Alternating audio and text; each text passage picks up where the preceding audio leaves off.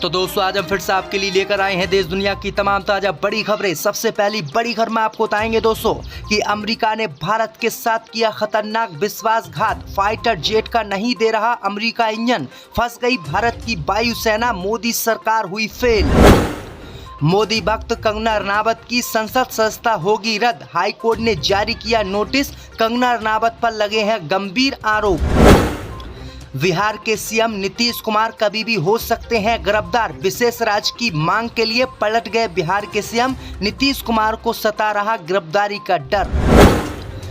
Hezbollah Hamas पर Netanyahu ने लगाए गंभीर आरोप, कहा हिजबुल्लाह और हमास ने महिलाओं का किया रेप, पुरुषों के काट दिए सिर और बच्चों को जलाया गाजा पट्टी में जिंदा। उत्तर प्रदेश सरकार ने यूपी पुलिस का दोबारा से पेपर की डेट की जारी, इस बार पेपर लीक हुआ तो 1 करोड़ रुपए का जुर्माना और आजीवन कारावास की सजा देने का योगी सरकार ने किया ऐलान। भारत में आतंकी हमलों से डरा अमेरिका ने अपने नागरिकों के लिए जारी की ट्रैवल एडवाइजरी, भारत के कई राज्यों में न जाने की दी सलाह। तो दोस्तों सभी खबरों को आपको एक एक कर बताने वाले हैं, वीडियो को लाइक कर चैनल को सब्सक्राइब कर दें। इसी बीच पर तो दोस्तों अगली खबर की ओर, तो अमेरिका ने भारत के साथ किया विश्वासघात, फाइटर जेट का नहीं दे रहा इंजन, फंस गई वायुसेना, मोदी अमित शाह की बड़ी चिंता। दोस्तों आपको बता दें कि अमेरिका ने भारत के साथ बहुत बड़ा विश्वासघात किया है, जिससे भारतीय वायुसेना फंस गई है। अमेरिकी भारत को LCA तेजस M के फर्स्ट एयर लड़ाकू विमान की सप्लाई में लगातार देरी कर रहा है, जिसकी वजह से फाइटर जेट का निर्माण नहीं हो पा रहा है। दरअसल आपको बता दें कि आत्मनिर्भर भारत संकल्प के तहत भारत में बनाए जा रहे लड़ाकू विमान का अमेरिका ने इंजन देने से इनकार कर दिया है। फाइटर जेट का इंजन अमेरिका भारत को नहीं दे रहा है, जिसके कारण भारतीय वायुसेना फंस गई है और वो फाइटर जेटों का निर्माण नहीं कर पा रही है। दरअसल आपको बता दें कि हाल ही में रूस के प्रधानमंत्री पुतिन से भारत के प्रधानमंत्री मोदी ने मुलाकात की थी, जिसके विरोध में अमेरिका उतर आया था और अमेरिका ने इसी के कारण भारत को फाइटर जेट का इंजन नहीं देने का मन बनाया है। तो मोदी सरकार की अमेरिका ने चिंता बढ़ा दी है। इसी बीच पर तो दोस्तों अगली खबर की ओर, तो मोदी भक्त कंगना रनावत की संसद सदस्यता होगी रद्द, हाईकोर्ट ने जारी किया नोटिस। दोस्तों आपको बता दें कि बॉलीवुड एक्ट्रेस और हिमाचल प्रदेश से बीजेपी सांसद कंगना रनावत की संसद सदस्यता खतरे में पड़ गई है। कंगना की सांसदी रद्द करने की मांग को लेकर हिमाचल हाईकोर्ट में एक याचिका दायर की गई है। इसे स्वीकार करते हुए हाईकोर्ट ने बीजेपी सांसद कंगना रनावत के खिलाफ नोटिस जारी किया है और हाईकोर्ट ने कंगना से 31 अगस्त तक अपना जवाब दाखिल करने को कहा है। दरअसल आपको बता दें कि याचिकाकर्ता लायक राम नेगी ने कंगना के खिलाफ याचिका दायर की है। इसमें उन्होंने कोर्ट से कंगना के चुनाव को रद्द करने की मांग की है। नायक फॉरेस्ट डिपार्टमेंट के पूर्व कर्मचारी हैं, उन्होंने समय से पहले BRS मिल गई थी। नेगी ने कहा कि मैं चुनाव लड़ना चाहता था, लेकिन उनके नामांकन पत्र को मंडी के चुनाव अधिकारी ने गलत तरीके से खारिज कर दिया। नेगी की दलील है कि अगर उनका नामांकन पत्र स्वीकार कर लिया जाता तो वो जीत जाते। इसी बीच उन्होंने कंगना रनावत का चुनाव रद्द करने की मांग की है और मंडी सीट पर दोबारा से चुनाव कराने की अपील की है। तो कंगना रनावत की मुश्किलें बढ़ गई हैं। इसी बीच पर तो दोस्तों अगली खबर की ओर, तो बिहार के मुख्यमंत्री नीतीश कुमार होंगे गिरफ्तार, विशेष राज्य की मांग के लिए पलट गए बिहार के सीएम। दोस्तों आपको बता दें कि केंद्र सरकार ने 23 जुलाई को लोकसभा में बजट पेश किया। बजट में आंध्र प्रदेश और बिहार पर सरकार कुछ खास मेहरबान रही और दोनों राज्यों को भारी भरकम रकम मिली। मोदी सरकार के इस ऐलान को विपक्ष ने कुर्सी बचाओ कह दिया। दूसरी तरफ JDU और TDP ने इसे क्रांतिकारी बजट बताया। इन सब के बीच विपक्ष नीतीश कुमार पर आरोप लगा रहे हैं कि वो पहले तो इसके लिए आंदोलन करने को शायर थे, लेकिन अब इसे पैकेज में ही खुश हो रहे हैं। विपक्ष का कहना है कि नीतीश कुमार के ऊपर गिरफ्तारी की तलवार लटक रही है, जेल जाने के डर की वजह से वो पीछे हट रहे हैं और बिहार के विशेष राज्य के दर्जे पर चुप्पी साध रहे हैं। दरअसल आपको बता दें कि कांग्रेस पार्टी ने कहा कि अगर नीतीश कुमार ने विशेष राज्य का दर्जा केंद्र की मोदी सरकार से फिर से मांगा तो मुख्यमंत्री को गिरफ्तार कर दिया जाएगा और जेल भेज दिया जाएगा। इसी बीच पर तो दोस्तों अगली खबर की ओर, तो जम्मू कश्मीर में आतंकी हमलों से डरा अमेरिका ने अपने नागरिकों के लिए जारी की ट्रैवल ट्रैवल एडवाइजरी भारत के कई राज्यों में न जाने की दी सलाह।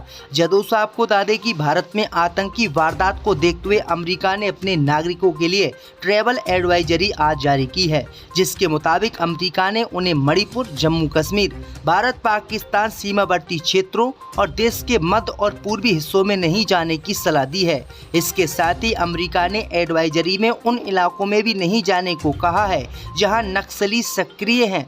अमेरिका ने अपने नागरिकों की सुरक्षा को लेकर ये एडवाइजरी जारी की है।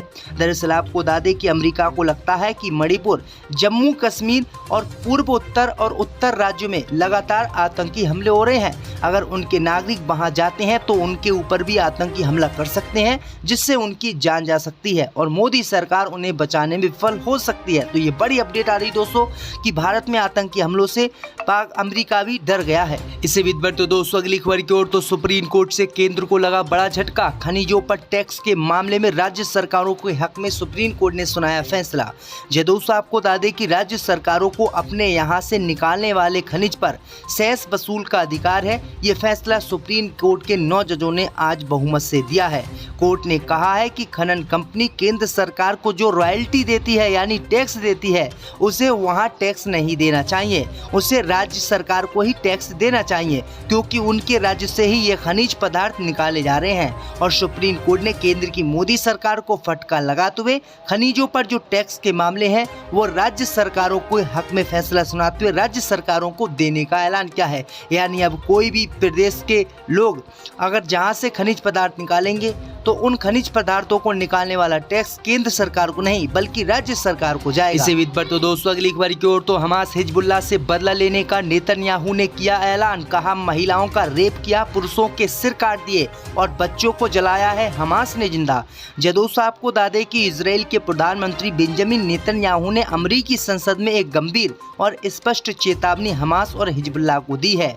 नेतन्याहू ने कहा है कि जो लोगों को बंधक हमास के लड़ाकों ने गाजा पट्टी में हमारे बनाया था, वो हमास के लड़ाकों ने उन महिलाओं का रेप किया, पुरुषों के सिर काट दिए और बच्चों को जिंदा जलाया। इजराइल के प्रधानमंत्री नेतन्याहू ने कहा है कि हम अपने बंधकों का बदला हमास और हिजबुल्लाह से लेंगे, हमास और हिजबुल्लाह को हम कुचल कर रख देंगे।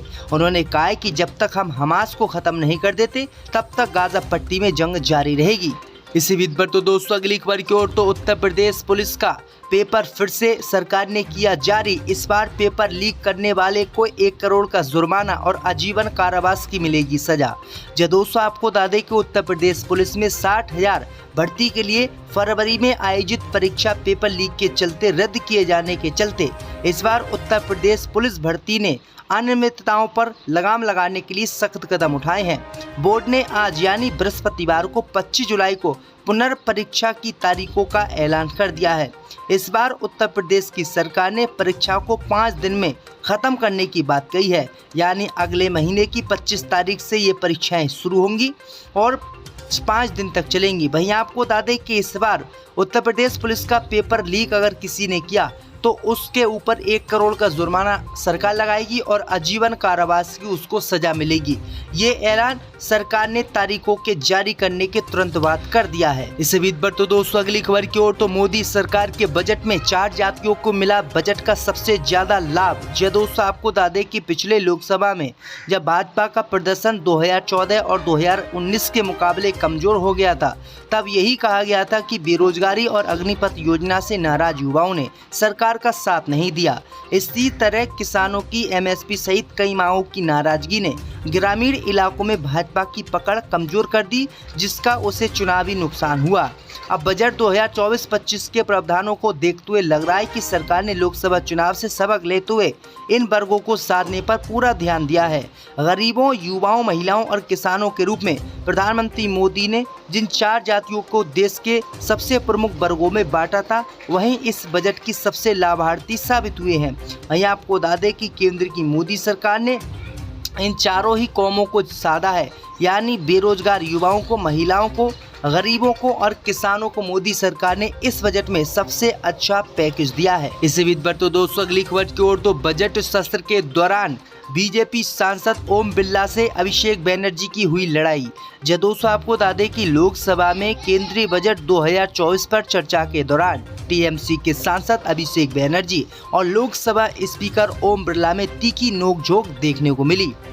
दरअसल आपको बता दें कि टीएमसी सांसद अभिषेक बैनर्जी ने चर्चा के दौरान दावा किया कि सदन में 3 कृषि कानूनों पर चर्चा नहीं की, जिन्हें बाद में वापस ले लिया गया था।